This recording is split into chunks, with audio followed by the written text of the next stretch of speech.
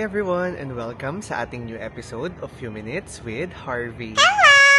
Good morning guys, so today is our day 2 here in Thailand. So before anything else, kung bago ka lang sa ating channel, do not forget to like, comment, share, and subscribe. And pakita din ang notification bell for you to be updated on our latest uploads.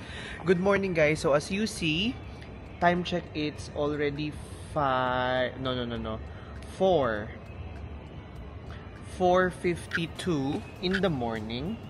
Yes, tama. And tama po yung naiintindihan nyo. Natapos po tayo ng ganap natin nung sa previous vlog natin mga around 1 AM. And then 4 AM nandito na po tayo sa airport. And we will be heading to Chiang Mai, Thailand. So, ako lang po mag-isa, yes. Pinalo ko talaga to na ako lang yung magta-travel papunta ng Chiang Mai for the sole reason of peace of mind. It might sound, parang unfriendly kasi hindi ako nag-aya, but I really wanted to travel Chiang Mai alone because I think I want to reconnect.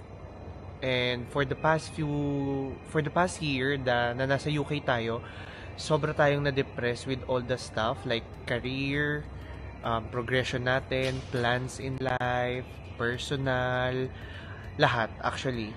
So nung nagkaroon ako ng time na parang ito magbabakasyon tayo, so I said na kailangan ko makapag Chiang Mai kasi I feel like kailangan ko ma-reconnect sa nature.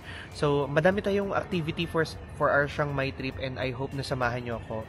Nagsimula ako ng vlog dito sa airport kasi guys, I will be flying via Thai Airways. So it's my first time to ride the flagship carrier ng Thailand and I hope na maging maganda experience natin. Unfortunately, wala tayo sa window seat dahil puno daw yung flight. Medyo claustrophobic tayo guys and I hope na hindi yun maging problema. Anyhow, since andyan na yan, we'll make the best out of it. So for now, habang nag-aantay tayo, mag-edit muna ako ng vlog kasi I need to post vlog para hindi matambakan and umaandar yung mga postings natin. So yun lang muna and I'll see you guys kapag nasa aeroplano na tayo.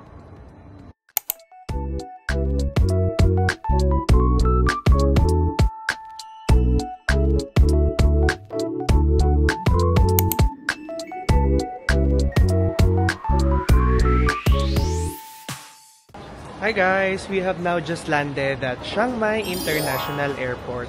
So medyo mabilis lang yung biyahe, parang mas nagmadali pa nga yung mga FA na mag-serve at maglinis agad eh. Kasi parang pag-angat, bigla rin kami bumaba. Pumikit lang ako sandali. Anyhow, hindi na ako nakapag-video kasi sobrang crowded ng plane and nahihiya ako. Pero anyhow, maganda yung service ng Thai Airways. Malapal yung service nila. So, nandito na tayo ngayon and before tayo kumuha ng Grab, mag-Grab na lang ako. Bibigyan ko lang kayo ng option. If you want to do your currency exchange, meron ditong Kasikorn Thai. Yung 6 rent a car, if you want to rent a car para makapag-drive kayo dito, but you have to get some IDP or International Driver's Permit. Meron din namang mga travel and tours dito. And I don't know what's Avis. Meron din taxi na Chiang Mai, 150 per car daw to downtown. Pero mas mura yun sa Grab guys, 77 baht lang. And then may taxi meter and mga car rental. So yun lang naman. And then if you want to take some food or anything, meron din kayong ibang options. So ayan, mag-book na tayo and then doon na tayo magkita-kita sa downtown, sa hotel natin. Okay, hindi ko pala nasabi sa inyo, I'm using Bolt app. And then yung pinaka-convenient at kakampi nyo pagdating nyo dito sa Thailand.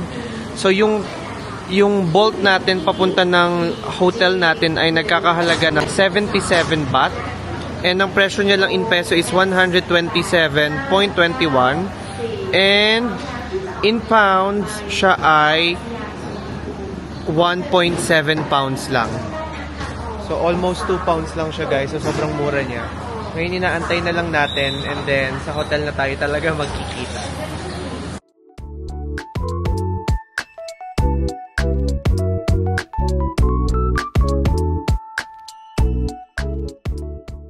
Alright, let's start our tour. And ngayon ay lumabas na muna tayo.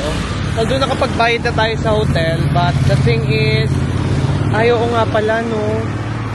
Wait lang, kailangan ko pala dalhin yung ano, yung ating magnet. Anyhow, nandito na nga tayo sa Chiang Mai and may mga sinadjust si Little. Sobrang accommodating ni P. Little. So, papakita ko siya sa inyo mamaya. Pero babalikan ko kayo, wait lang. May nalimutan tayo. Yung magnet nitong DJI para dumikit siya. Ayan, okay na. Nakuha na natin yung magnet. As I was saying, bukod doon sa mga itinerary ko, may mga ina-add pa siya. Like, sabi niya, along the way, madadaanan mo naman yan. So, punta ka na. So, sino naman ako para tumanggi, di ba? So, ilalabang ko to, guys. Kaso may patawid na naman.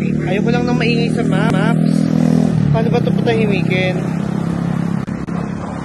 Softer volume. Yan. Ganyan lang.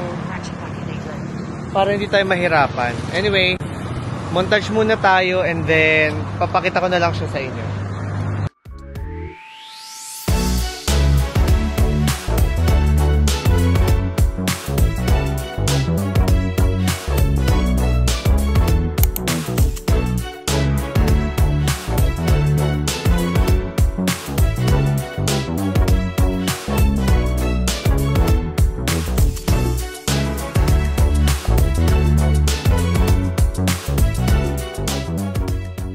Hi guys, kung nakita nyo, nandito na tayo sa the oldest temple ng Chiang Mai, which is the Wat Chiang Man.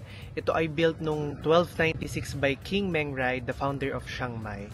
So the oldest temple in Chiang Mai town was built by noong 1296 nga daw.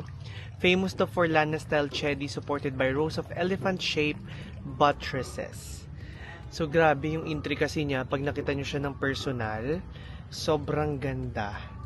Hindi ko alam pero I'm so fascinated sa mga temples. Iba-iba tayo talaga. Ako, I'm not fan of palace or ganyan. Pero pagdating sa temples, kahit gaano ako katagal dito, magpipicture talaga ako kasi sobrang attracted ako sa itsura talaga. Anyway, pasukin muna natin. Then if makakapag-video tayo, may makikita kayong montage. But if wala, we'll proceed sa ating next stop.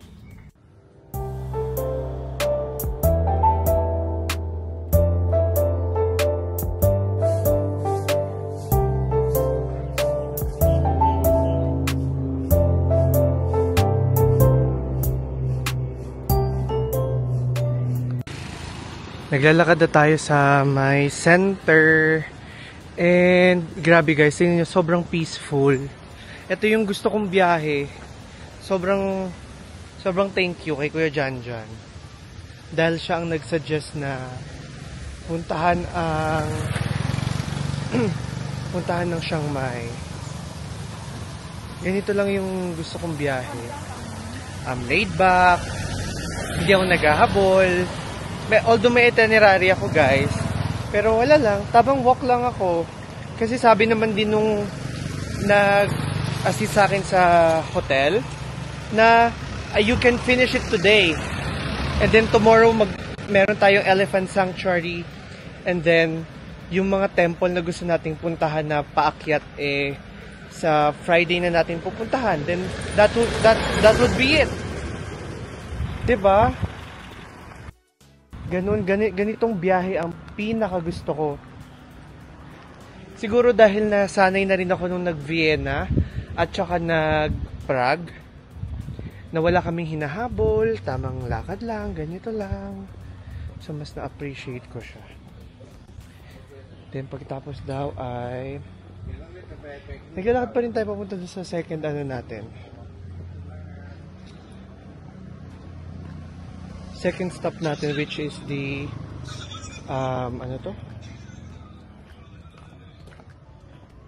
Wat Phra Singh. Puro temple tayo ngayon. So this is siguro temple rin ang itatitle natin dito. Pagdating siguro sa Bangkok, uta na tayo sa temple. Although ang hindi ko na lang naman napasok sa Bangkok ay Grand Palace. But apart from that, the rest napuntahan ko na.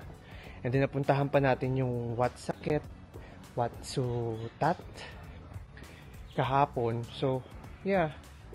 So I think it's a win-win for me.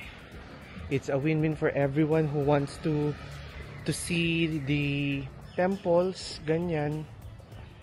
And may mga sa itinerary ko, pwede kang mag Song Tao. Yung red nila na parang jeep. Pero, ito tingnan nyo, oh. Lakad-lakad lang ako. Tamang walk lang. Makakarating ka naman. Ayan, ayan. Yan yung red taxi na sinasabi ko sa inyo. Yun. May cafe dito. In fairness talaga sa cafe, may pupuntahan tayong cafe mamaya. Siguro mga around afternoon. Pero tapusin muna natin tong mga temples natin para wala na tayong aberya mamayang hapon. Para makatambay lang tayo sa kung saan natin gustong tumambay.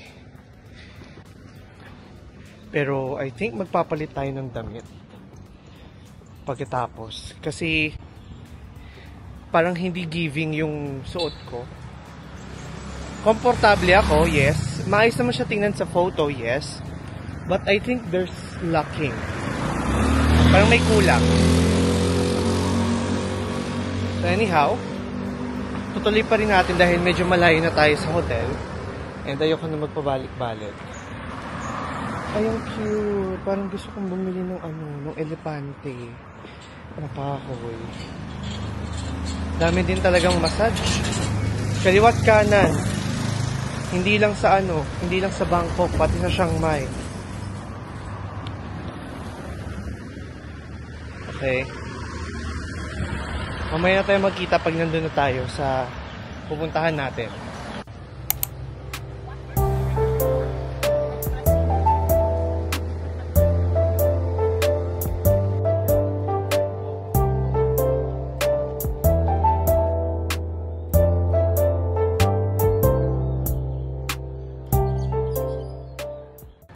Para may idea kayo or may idea tayo anong meaning ng Wat Phra Singh. So Wat Phra Singh Wora Mahavihar was formerly known as Wat Li Siang Phra, built by King Payu in 1344. Later, Phra Buddha Sihing, also known as Phra Singh, was enshrined in the temple, which has come to be called Wat Phra Singh ever since. The principal stupa is a Lana-style bell-shaped stupa with a pedestal decorated with stucco elephants, indicating an influence of the Sukhothai art. The principal stupa was built together with the temple more than 600 years ago and underwent a series of restoration up until the present. So, ito yun guys, yung nakikita natin dito. Grabe, ang ganda, no? Grabe, sobrang ganda.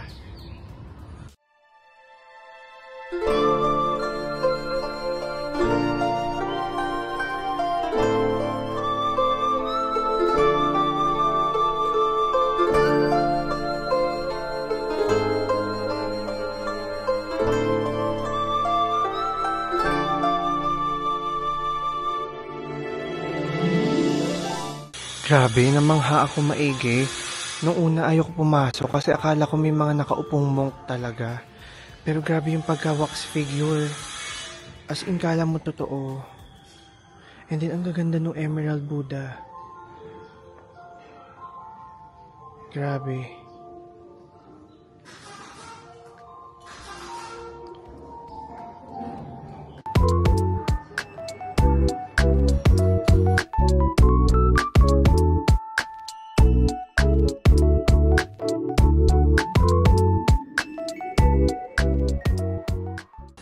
Tambay na muna tayo dito sa may chatra mo ng Very Little.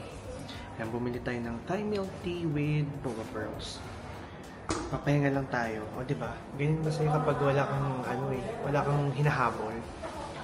Although, meron pa naman tayong mga pupuntahan. Medyo madami pa. Pero alam niyo yun, yung feeling na, okay, kung matapos ngayon, edi go. If hindi, edi go. Ganun lang. So, tikman na natin to.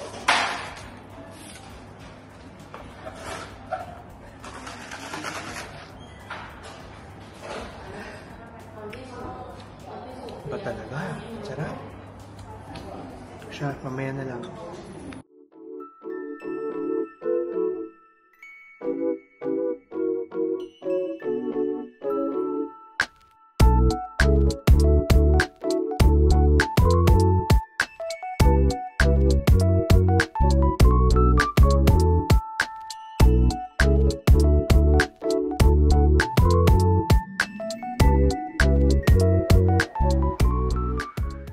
Hindi ko alam kung nakapagsalita na ba ako, pero anyhow, kung oo man, wala na to.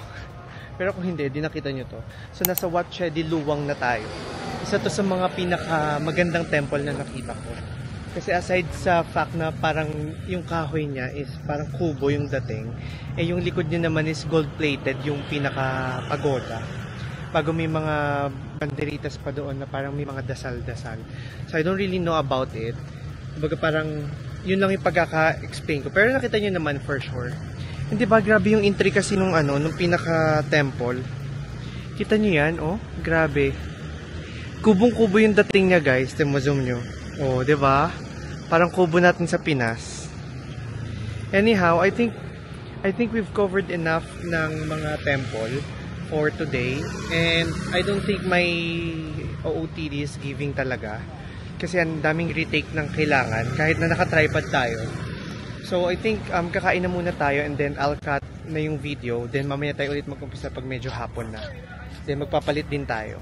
So punta muna tayo sa isang Michelin awarded restaurant and then from there, balik tayo ng hotel.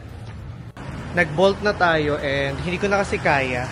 So nandito na tayo ngayon sa Gwaichu. Isa to sa mga Michelin rated restaurant. And medyo malapit lang siya dun sa Taipei Gate.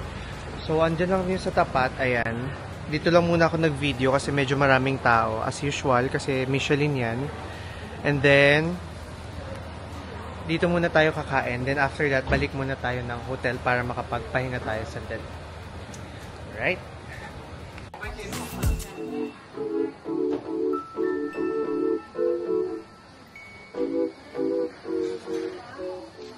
So ito yung menu nila, guys. Ang in-order natin ay rolled noodle soup na large. Actually, gusto ko lahat. Gusto ko i-try yung crispy pork with rice. Pero ang ginawa ko na lang, umorder na lang tayo ng crispy pork. Ayan.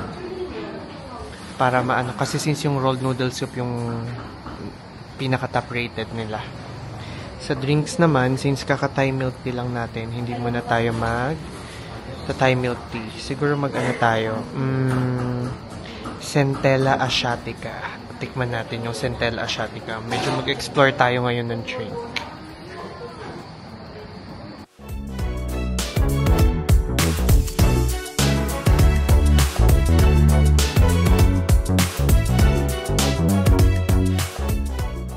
Tapos na tayo kumain. And isa lang masasabi ko, masarap.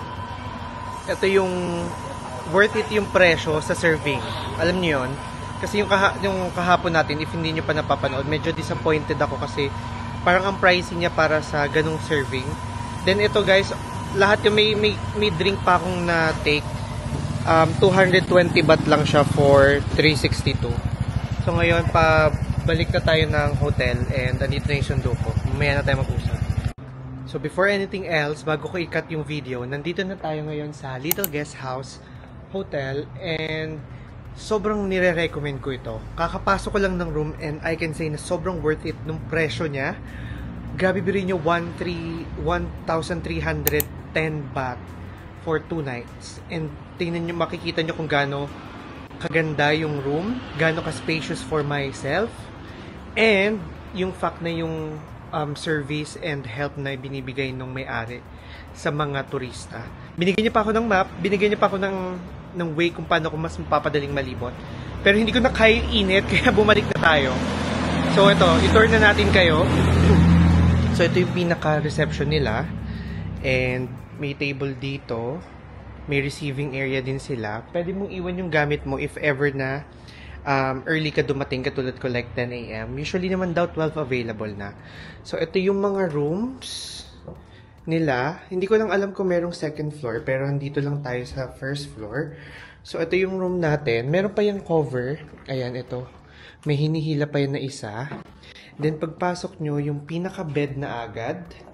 And after that, meron naman kayong blind curtains. So hindi yan problema. Bed. And then meron kayo agad ditong mirror.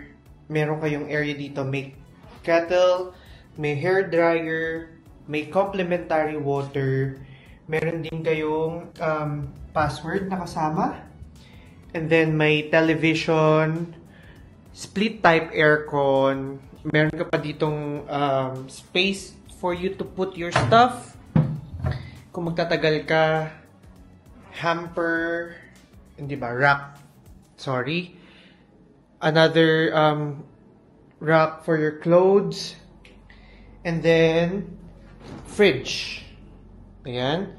So, lagyan na natin yung tubig kasi guys, sobrang init, promise. As in, sobra malala siya. Walang amoy yung fridge. Walang amoy yung room. Amoy bagong linis. And tingnan nyo naman yung toilet, guys. Ayun yung pinaka-toilet nila. May sink, dalawa. Isa sa panghugas ng mga pinagkainan nyo, if ever. May bidet, and then merong shower. Ang laki ng space, guys. May heater pa yan, at may kasamang shampoo and shower gel. Talo ka pa ba sa 1.3? Papatak ng 1,000, papatak ng 670 per night? Guys, sobrang good catch nun. So anyway, hopefully ay nag-enjoy kayo sa ating first few hours dito sa Chiang Mai. Ikakat ko na yung vlog. Magre-recharge muna tayo ng mga gamit natin and mag-edit lang tayo ng vlog kasi kailangan natin mag-post. And then mamaya lalabas tayo, pumunta tayo sa isang Instagrammable coffee shop. And then itutuloy na natin siya hanggang night market para doon natin i-end yung day natin. So kung nagustuhan niyo yung vlog, don't forget to like, comment, share, and subscribe. And pakita din ang notification bell para updated ka sa lahat ng ating uploads. Medyo umitim na tayo kasi sobrang init. Grabe, umuwi na ako, hindi ko na kaya. And medyo nakakaumay rin pala kapag sunod-sunod yung temple. So tinigilan ko na muna. So yun lang. Thank you again and see you sa ating next Chiang Mai vlog. Goodbye! สวัสดีครับ Chan Rakon ครับ